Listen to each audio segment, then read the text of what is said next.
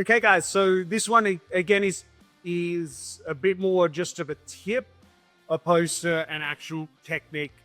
Those who have trained with me for long enough know, or if you listen to the Beyond Jiu-Jitsu podcast, you've heard me talk about the importance of making people uncomfortable.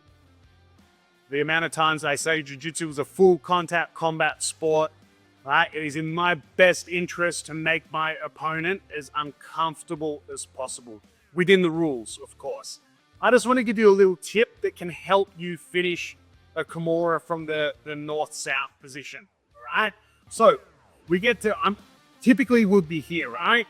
I'm just going to remove my leg because it's not needed for what I'm going to go over. But the typical position would be having my shin over Kieran's bicep, right? My knees pitched together so he's forced to stay on his side and then fighting to break the Kimura grip, okay? The tip I want to give you in helping to break this grip is just increasing the amount of discomfort on your opponent.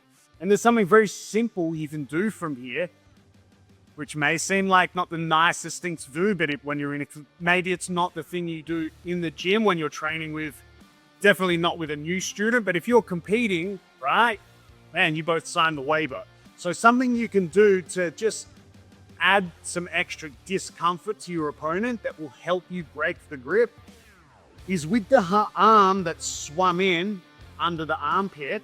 If you notice, my elbow and forearm are sitting very nicely on Kieran's ribs, right? So while we're here fighting, right, if I'm having a hard time like breaking this grip, I'm just gonna start pressing my elbow like into his ribs.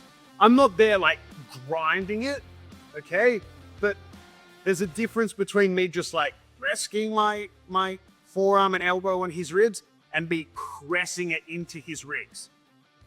Why would I not do that if it increases his level of discomfort? That's one more thing, like pressuring him to want to get out of the position, something else bothering him while he's trying to focus on holding onto his gi. So when I'm here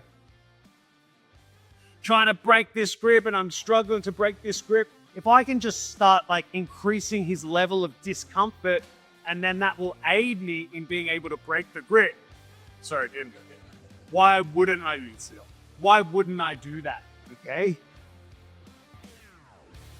Anyone watching this who's like, oh, it's such like an asshole thing to do. Yeah, like you maybe don't do it in the gym, like all in context, right? I know for a fact that if I'm rolling with Joey and we're having a hard competitive roll, if I did that to him, it's not even going to register on his radar in terms of whether I'm being a prick to him. We're just having a hard competitive roll. There's other roles I might be having with Joey that if I did that, I'd come across as a prick because we're not having that type of roll.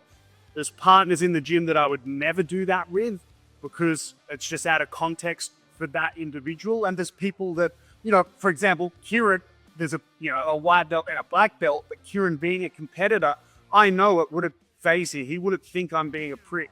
I know for a fact I could do that to Kieran and he would just know it's part of the sport. So take the information with you, do with it what you will, but in the competitive environment, 100% do it. It'll help you to increase the discomfort, break the Kimura grip.